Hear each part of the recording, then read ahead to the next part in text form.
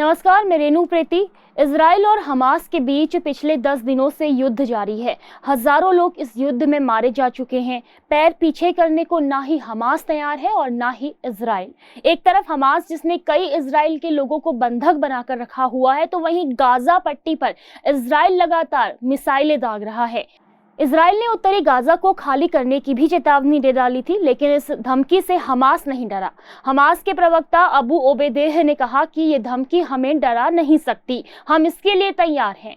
वहीं दूसरी तरफ गाजा पट्टी में इजराइल का जवाबी हमला लगातार जारी है। ऐसे में संयुक्त राष्ट्र एजेंसी के साथ फिलिस्तीनी शरणार्थियों के लिए काम करने वाले कर्मचारी बेहद डरे हुए हैं। उन्होंने गाजा पट्टी में मौजूदा हालातों को नरक से भी बेकार बताया है। उन्होंने बच्चों, गर्भवती महिलाओं और बुजुर्गों के लिए खाना, पानी और दवाओं की तत्काल आपूर्ति करने की अपील की है।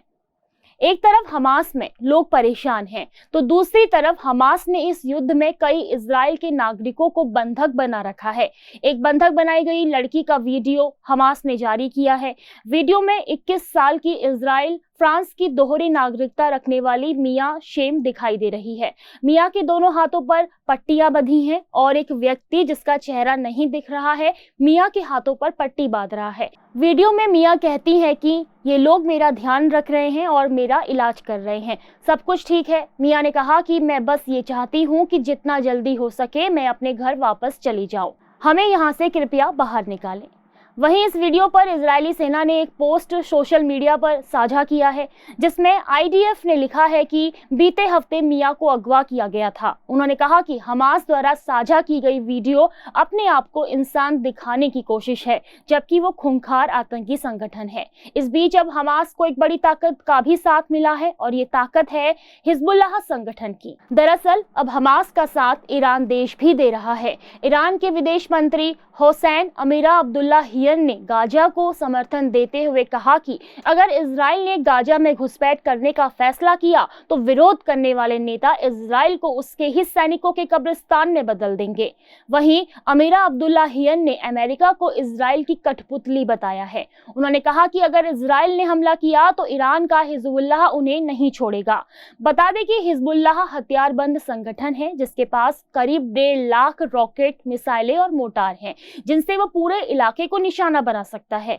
इसके साथ ही उसके पास ईरान में बने ऐसे घातक ड्रोन भी हैं जो इजराइल में तबाही मचा सकते हैं। और बड़ी बात ये कि हिजबुल्लाह पहले ही अल्टीमेटम दे चुका है, वो सही समय पर हमास की मदद करेगा।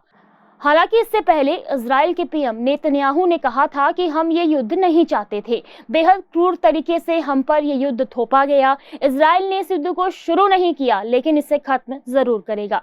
इसके साथ ही इजराइल के रक्षा मंत्री योव गैलेंट ने भी हमास के आतंकियों की क्रूरता को देखकर खुली चुनौती दी थी और कहा था कि हम हमला करेंगे तो गाजा पट्टी पहले जैसा नहीं रह जाएगा, गाजा का नक्शा ही बदल जाएगा। इस बात को इजराइल ने सच भी साबित किया और वहां के कई इलाकों में अब मलबे के सिवा और कुछ भी दूर दूर तक नजर नहीं आ रहा है। ये युद्ध 10 दिनों से जारी है। दो देशों की जंग में दोनों ही देशों को अलग अलग देश अपनी विचारधारा के अनुसार समर्थन दे रहे हैं, लेकिन समर्थन देने की आड़ में बेमौत मारे जा रहे बेकसूर नागरिकों के लिए बोलने वाला कोई नहीं है और ये मौतें कई हजार का आंकड़ा पार कर चुकी हैं।